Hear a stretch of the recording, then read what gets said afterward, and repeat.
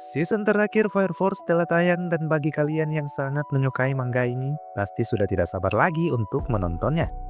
Di season terakhir ini, bisa dibilang Shinra dan rekan-rekannya menghadapi cobaan besar yang tentu saja membawa mereka ke ambang kematian. Ada banyak peristiwa penting yang terjadi di season ini, termasuk bagaimana dunia mengalami kiamat besar yang diciptakan oleh Evangelis. Nah, di video kali ini, saya akan membahas beberapa detail peristiwa penting yang terjadi di season terakhir ini. Namun, sebelum lanjut, saya mau ingatkan kalau konten ini mengandung full spoiler. Nah, kalau sudah paham, mari kita masuk ke pembahasan.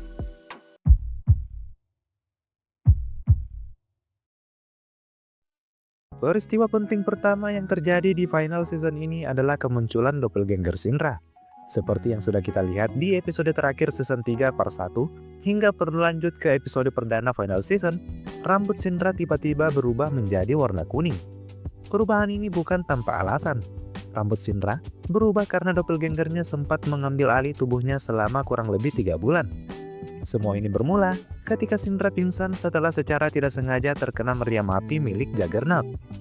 Fenomena yang dialami Shinra ini terbilang sangat unik. Pasalnya, dalam serial Fire Force sendiri, doppelganger merupakan entitas yang berasal dari dunia adola dan umumnya tidak muncul dengan mengambil alih tubuh asli manusia secara langsung.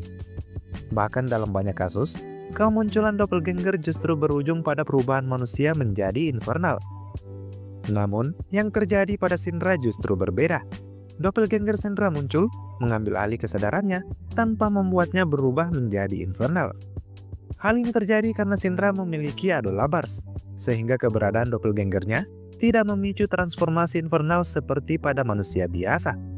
Pada akhirnya, Shinra berhasil mendapatkan kembali kesadarannya setelah rekan-rekannya dari Kompi 8 berhasil mengalahkannya dan mengikatnya saat ia berada dalam kondisi tak sadarkan diri.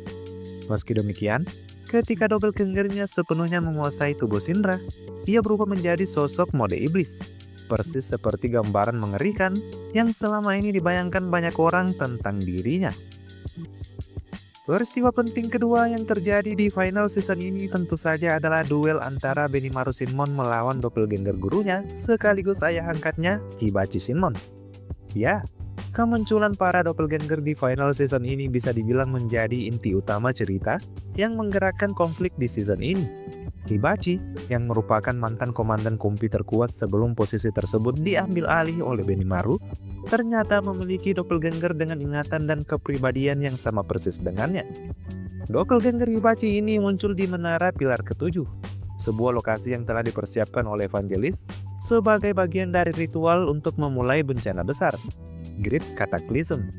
Menyadari hal tersebut, Benimaru memutuskan untuk menghadapi sosok yang telah menempa dan membesarkannya itu seorang diri.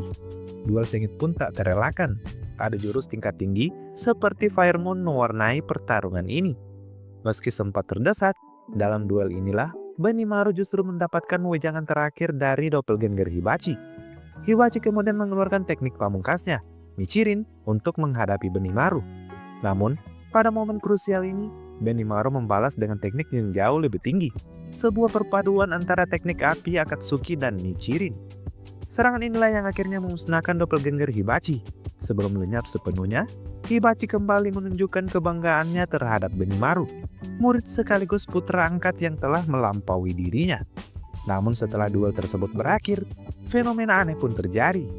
Bulan merah sempat muncul di langit sebelum akhirnya berubah menjadi bulan dengan bentuk kartun, menandai bahwa dunia telah semakin dekat dengan kehancuran besar yang akan datang. Peristiwa ketiga yang cukup menghebohkan di final season ini adalah terungkapnya asal-usul Shinra dan So Kusakabe. Seperti yang sudah kita ketahui, Shinra dan So merupakan dua bersaudara yang dilahirkan oleh Mari Kusakabe. Namun keduanya bukanlah anak biasa. Shinra dan So dilahirkan tanpa seorang ayah, saat Mari Kusakabe masih dalam keadaan perawan. Ia secara misterius diketahui tengah mengandung seorang anak, dan anak itu adalah Shinra Kusakabe.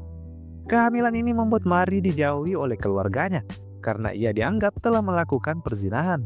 Padahal kenyataannya, Mari benar-benar mengandung dalam kondisi perawan. Kisah ini dengan jelas mencerminkan simbolisme kelahiran suci, mirip dengan kisah Maryam yang mengandung Nabi Isa. Belakangan terungkap bahwa peristiwa ini terjadi karena Mari Kusakabe merupakan doppelganger dari Evangelis, atau bisa dikatakan versi baik dari Evangelis itu sendiri. Dari Mari inilah lahir seorang anak yang ditakdirkan menjadi pahlawan penyelamat umat manusia dari kehancuran, yaitu Shinra Kusakabe. Tak berhenti di situ, Mari juga melahirkan seorang anak lagi yang tak lain adalah So Kusakabe. Fakta mengejutkan ini pertama kali disadari oleh So sendiri setelah ia memutuskan keluar dari organisasi White Clad dan mulai mempertanyakan kebenaran tentang dirinya, Shinra, serta Evangelis. Peristiwa terakhir yang paling krusial di final season ini tentu saja adalah The Great Cataclysm atau bencana besar. Di detik-detik menjelang terjadinya gempa besar ini, terdapat begitu banyak subperistiwa penting yang saling berkaitan. Agar lebih mudah dipahami, pembahasan ini akan saya susun berdasarkan alur waktu. Dan semuanya dimulai dari kemunculan pilar batu raksasa yang menjulang dari permukaan laut. Pilar batu ini hadir sebagai penanda resmi dimulainya The Great Cataclysm. Pilar-pilar tersebut dimunculkan berkat kekuatan Sumire, tangan kanan sekaligus pengikut paling setia Evangelis. Keberadaan pilar batu berfungsi sebagai titik jangkar yang menghubungkan dunia manusia dengan Adola. Ketika pilar batu muncul, batas antara kedua dunia tersebut semakin menipis, memungkinkan energi Adola mengalir langsung ke dunia nyata. Inilah alasan mengapa setiap kemunculan pilar selalu disertai dengan gempa besar, lonjakan aktivitas infernal, serta peningkatan drastis kekuatan para pyrokinetik. Setiap pilar batu selaras dengan keberadaan 8 pilar. Ketika pilar-pilar manusia ini aktif dan terhubung dengan Adola, pilar batu akan muncul di dunia nyata sebagai manifestasi fisik dari koneksi tersebut. Jika seluruh pilar batu berhasil aktif, maka ritual kataklisme kedua dapat disempurnakan. Pilar-pilar ini memiliki beberapa fungsi utama, yaitu sebagai penguat resonansi Adola, stabilisator energi bencana, serta pemicu kehancuran dalam skala global. Di final season ini, kita akan menyaksikan kemunculan 8 pilar batu secara bertahap. Ketika seluruh pilar tersebut akhirnya lengkap, para pilar manusia akan menghilang dan berada dalam kondisi tak sadarkan diri, terikat di dalam pilar batu masing-masing. Inilah tanda bahwa bencana besar kedua telah resmi dimulai. Peristiwa inilah yang dialami oleh Shinra dan 7 pilar lainnya, sehingga memicu terjadinya kataklisme kedua dan menyebabkan kepanikan mulai menyebar ke seluruh umat manusia. Namun, agar Great Cataclysm benar-benar dapat terjadi secara sempurna, White Clad, Arthur harus meladeni Dragon, Arrow bersama Maki dan Hinawa harus melawan Ritsu, serta Cheron melawan Ogon Montgomery. Meski tim gabungan Fire Force berhasil menghentikan perlawanan White Clad, namun nyatanya, Dr. Giovanni berhasil mengaktifkan kunci Amaterasu setelah Vulcan gagal menghadangnya. Alhasil, Great Cataclysm yang kedua pun benar-benar terjadi. Api yang membawa kehancuran ke seluruh planet tersebut berasal dari Adola Bars. Setiap pilar merepresentasikan emosi negatif manusia yang berbeda, yaitu kegilaan, kepasifan, apatisme, amarah, kehancuran, ketakutan, jijik, dan keputusasaan. Emosi-emosi ini yang lahir dari diri manusia itu sendiri menjadi bahan bakar utama api The Great Cataclysm. Oleh karena itu, laju kehancuran api kataklisme sebenarnya dapat dilawan oleh emosi positif, seperti harapan dan optimisme. Yang perlu dicatat, negativitas dari satu individu yang sangat kuat seperti Dragon dapat mengalahkan pengaruh positif dari banyak individu yang lebih lemah dan mampu membuat api kataklisme tetap menyala, bahkan ketika sebagian besar umat manusia masih mempertahankan rasa harapan yang kuat. Namun setelah Arthur mengalahkan Dragon dan para tokoh lainnya mengalahkan satu persatu anggota White Clad, Shinra dan So akhirnya tersadar dan menuju dunia Adola tempat Evangelis berada. Di momen inilah Shinra dan So bertemu dengan Haomiya yang telah menjadi wadah dari Evangelis. Sekuat apapun perpaduan kekuatan So dan Shinra untuk menghentikan Haomiya dalam menciptakan bencana besar, usaha tersebut selalu berakhir dengan kesia-siaan.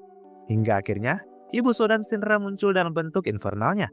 Ketiganya kemudian melakukan fusion dan membentuk entitas baru yang bernama Shinra Bansomen. Sebagai perwujudan harapan dan heroisme Shinra, Shinra Bansomen adalah sosok yang sangat optimistis dan penuh kepedulian. Ia terbebas dari amarah dan keraguan yang kerap mengaburkan pikiran Shinra. Shinra Bansomen tampil sebagai persona yang percaya diri, lantang, dan memiliki keyakinan mutlak bahwa harapan akan selalu menang atas keputusasaan. Sosok ini benar-benar sangat kuat hingga akhirnya berhasil mengalahkan Haomiya dan menghentikan bencana besar terjadi. Untuk pembahasan mengenai Shinra Bansomen, sudah saya jelaskan di video yang linknya ada di sini. Nah, demikianlah pembahasan saya mengenai detail peristiwa penting yang terjadi di final season Fire Force ini. Bagaimana menurut kalian? Jangan lupa isi di kolom komentar. Kalau begitu, sekian dulu dari saya. Sampai jumpa di postingan selanjutnya. Saya admin Ruang Sensei, pamit undur diri.